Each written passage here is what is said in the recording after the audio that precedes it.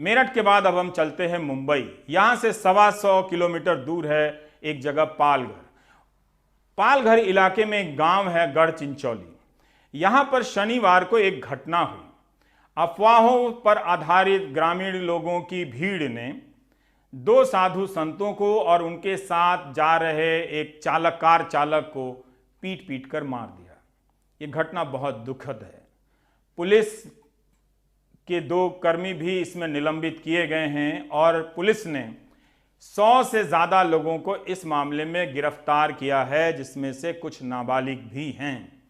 लेकिन इस पूरे मामले को जिस तरह से सांप्रदायिक रंग दिया जा रहा है, महाराष्ट्र के गृह मंत्री के बार बार कहने के बाद भी कि यह मामला 2 धर्मों के बीच का नहीं है। आप जानते हैं कि बिहार से लेकर बंगाल और बंगाल से लेकर केरल तक के व्हाट्सएप यूनिवर्सिटी में पालघर की घटना को लेकर जहरीले अफवाहों की भरमार आ चुकी है। गुरुवार रात मुंबई से करीब 125 किलोमीटर दूर पालघर के गढ़ चिंचले गांव में एक अफवाह ने 3 लोगों की जान ले ली। पुलिस का दावा है कि इलाके में पिछले कुछ दिनों से एक अफवाह फैली थी कि कुछ लोग बच्चों की चोरी कर रहे हैं और उनके अंग निकाल रहे हैं। गुरुवार को मुंबई से सुशील गिरी महाराज और कल्प वृक्ष गिरी महाराज सूरत में एक अंतिम संस्कार के लिए जा रहे थे, जब पालघर में कुछ लोगों ने इन्हें चोर समझकर इन्हें रोक लिया और उन्हें गाड़ी से निकालकर पीट पीट कर उनकी हत्या कर दी।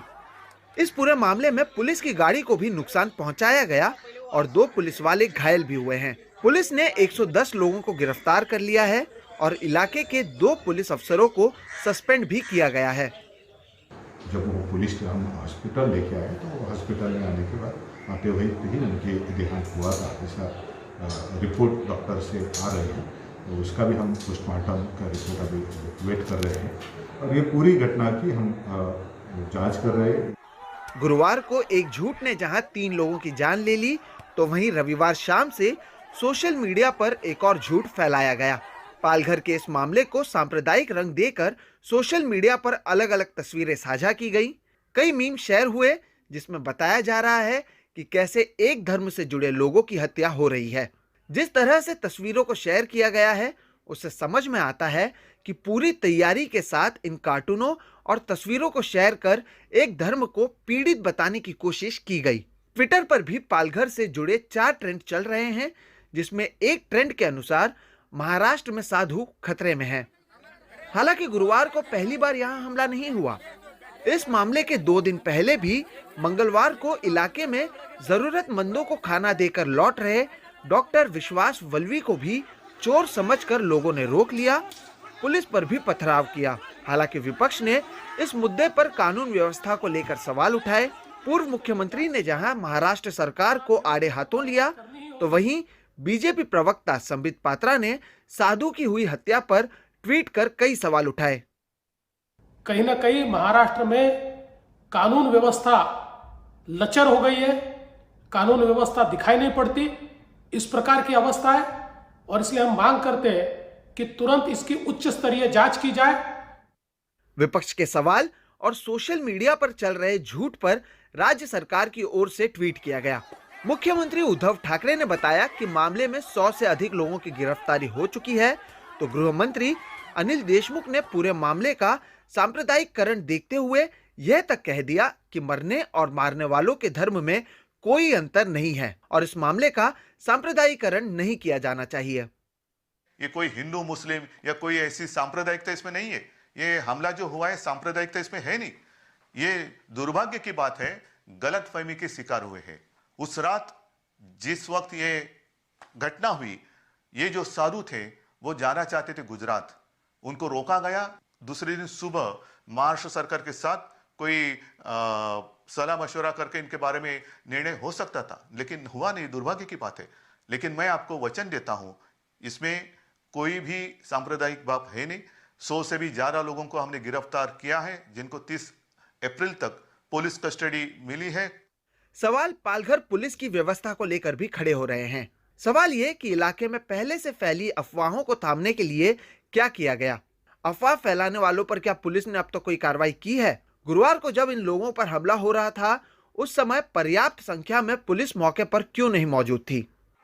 पालघर मामले की जांच अब राज्य सीआईडी को सौंप दी गई है, लेकिन जिस तेजी से सोशल मीडिया पर इसे सांप्रदायिक बताकर ट्रेंड किया जा रहा है, वो भी पालघर में फैली अफवाह से कम नहीं है। गलत खबर फैलाने वालों के खिलाफ प्रशासन कार्रवाई की बात तो कर रहा है, लेकिन सवाल यही कि क्या वाकई में ये मुमकिन है, वो भी तब जब झूठ को अलग अलग संदेश, तस्वीर और मीम के जरिए हजारों लोगों के फोन तक पहुंचाया जा रहा है। मुंबई से सोहित मिश्रा, एनडीटीवी इंडिया। दुखद बात यह है कि एक राजनीतिक समुदाय से जुड़ा विशेष लोगों का बल दल सब ऐसी घटनाओं के बहाने सक्रिय हो उठता है। वो तमाम तरह के व्हाट्सएप मीम की रचना करता है और लोगों के दिलो दिमाग में ठेलना शुरू कर देता है। उनमें कई तरह के विलन हैं, कुछ निश्चित विलन हैं, जिनमें से एक मुझे भी वो विलन बनाते हैं और मुझे लेकर, मेरे चैनल को लेकर तमाम तरह की अफवाहें इस वक्त फैला दी गई हैं जो सारी बेबुनियाद हैं। सांप्रदायिकता फैलाने वालों का सबसे बड़ा खुराक झूठ है, ये बात याद रखिएगा। इस झूठ को वो अपने बीच भी उसी तरह फैलाते हैं जिस तरह से वो दूसरे समाज या दूसरे बाहर के लोगों में फैलाते हैं। यही नहीं, झूठ को फैलाने के लिए वो चेहरा और नाम भी बदल लेते हैं। उनमें सच से इतनी घबराहट होती है कि अपना नाम और चेहरा लेकर सामने नहीं आ पाते बहुत से लोग। आपके स्क्रीन पर एक तरफ निशा जिंदल हैं, ये कौन हैं हम नहीं जानते, दूसरी तरफ रवि हैं।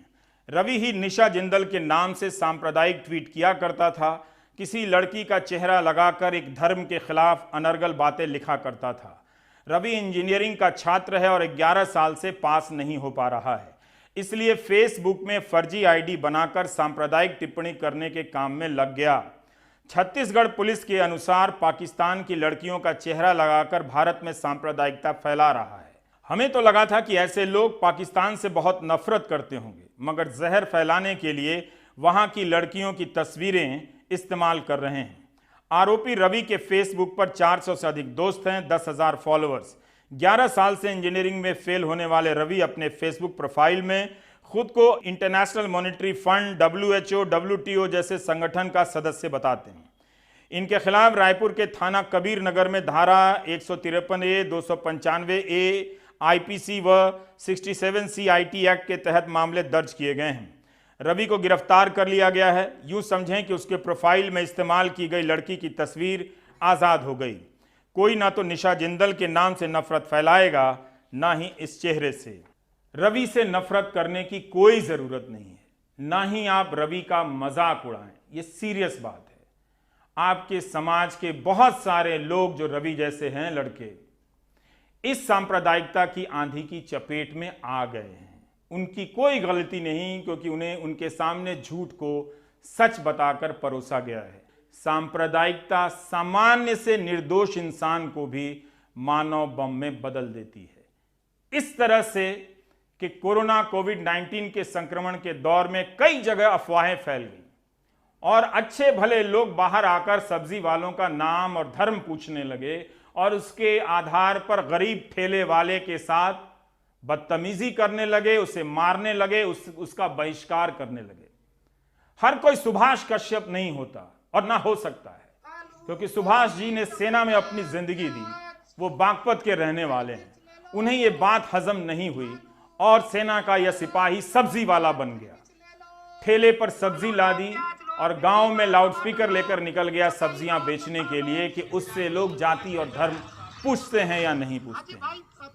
एक जगह पर पूछते हुए लोग पकड़े गए और एक ईमानदार और भारत पसंद फौजी की तरह सुभाष कश्यप जी ने उन लोगों को जो पाठ पढ़ाई है, जो सबक सिखाया उन्हें, उसकी एक झांकी आपको दिखाना चाहता हूँ। भाई देखिए, मैं हिंदुस्तानी हूँ और ये सब्जी मैं अपने हिंदुस्तान में बेच रहा हूँ, किसी गैरों को नहीं बेच रहा हूँ। अगर एक आदमी ने गलती कर दी तो उसकी सजा सबको मत दो, टारगेट मत करो किसी जाति धर्म को, किसी नाम को। बस मेरी हाथ जोड़ के निवेदन ये है कि ये हमारा देश है, हम सब हिंदुस्तानी हैं और हम सब भारतीय हैं।